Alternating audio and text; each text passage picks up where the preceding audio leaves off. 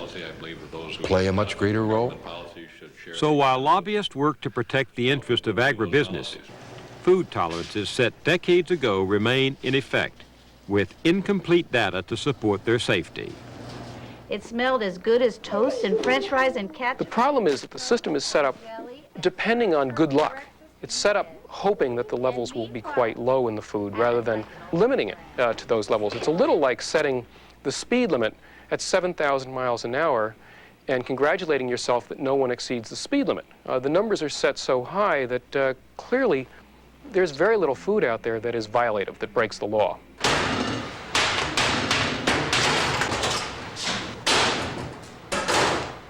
According to the Food and Drug Administration, less than 3% of our produce violates the law for pesticide residues.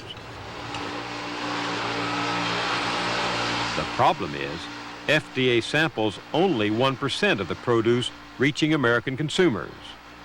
You're going to have to take them out. In the winter, 40% of our produce comes from outside the country, like these tomatoes at this inspection station on the Mexican border. Curiously, the third most frequently detected residue is DDT, which is still used heavily in Central America, even though it was banned in this country decades ago.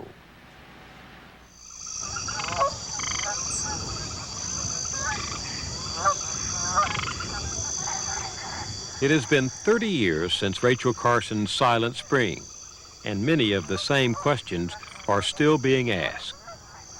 Only now, instead of looking at the immediate impact of pesticides, wildlife scientists are documenting some long-term effects. More and more studies are indicating that pesticides are increasingly finding their way into the food chain through fish, birds, and mammals. There are concerns that these pesticide residues are disrupting such basic biological processes as the endocrine, nervous, and immune systems. I was working on a book on the state of the environment of the Great Lakes, and I became fascinated with the fact that there was this suite of anomalies that were being seen in the offspring of the animals in the Great Lakes, not in the adult animals. It was very evident in at least 11 of these species that had been studied quite extensively, that it was the mother's exposure that was causing the effect in the offspring. And all I kept thinking was, my gosh, these same chemicals that are in these animals are in humans. The studies suggested that chemical contamination produced some grotesque deformities. You can't find a top predator fish in the Great Lakes that doesn't have an enlarged thyroid. Just because that happens in fish, though, can we assume it would happen in humans? We don't know. And we can't experiment with people. We may not know the long-term effects of these toxins on humans, but we do know one important thing. These chemicals, once they're incorporated into the tissue of the mother, will go into the bloodstream, cross the placental barrier, and be incorporated into the tissue of the unborn child.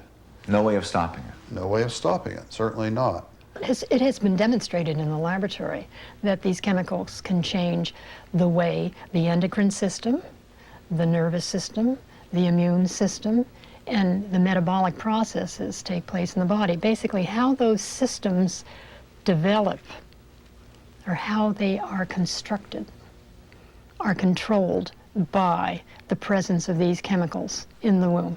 That could then change the child in some way? That certainly. You change the building blocks of an individual or a building or a house, and the foundation has to be perfect. If it isn't perfect, you've got problems.